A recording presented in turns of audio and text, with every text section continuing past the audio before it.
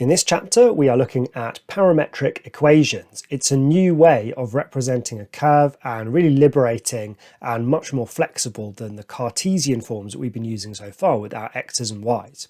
In this video, I'm just going to show you what a parametric equation is, and we're going to have a look at a few examples, including some really beautiful ones.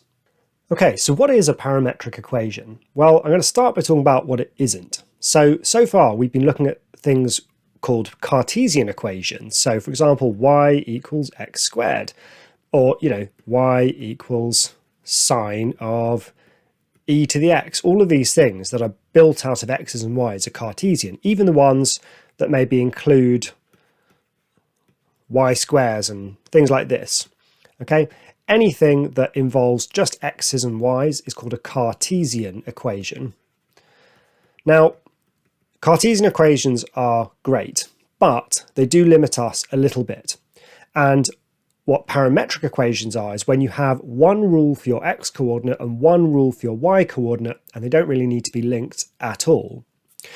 Here's how we write down it. Well, here's an example of a parametric equation.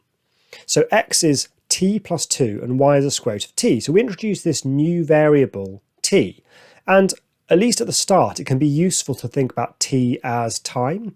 And it's like you can kind of start the clock. So t is greater than or equal to 0. So you start at 0, and then you just look up and see what happens to your point as it moves. So for example, what's your coordinate when t equals 0?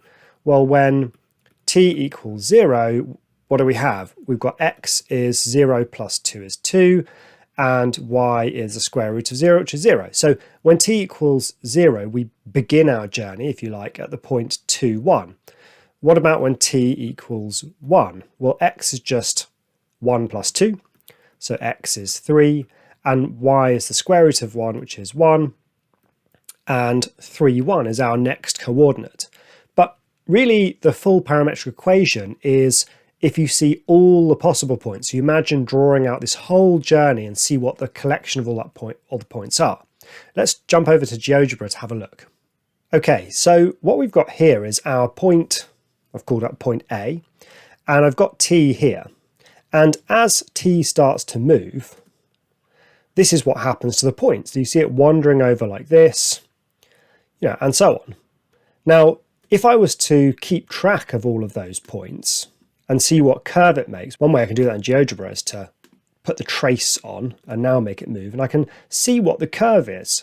So the parametric equation that I showed you before, where x is t plus 2 and y is the square root of t, is this. And if we want to see what the whole thing looks like, well, there it is. Okay, so that red curve there, that is the curve described by those parametric equations. So that was all the way back from when t was 1, and t just goes off to infinity, drawing out this curve. Well, here's another example, and here's a trigonometric one. So in this case, x is cos t and y is sine 2t.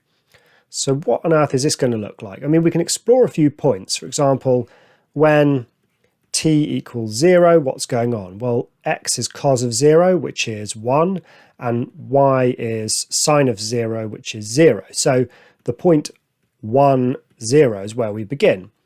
What about another point? How about when t is pi over 6, for example? Well, x is cos of pi over 6, which is root 3 over 2, and y is sine of 2 times that, so sine of pi over 3, which is also root 3 over 2. So we know that our point is going to get to root 3 over 2, root 3 over 2. But what happens as t moves through all values between 0 and 2 pi? Let's have a look. Okay, well, as expected, we begin our journey at the point 1, 0. And as t starts to increase, what happens to our point? Well, it kind of seems to be swinging around. Let's take a look at how it moves.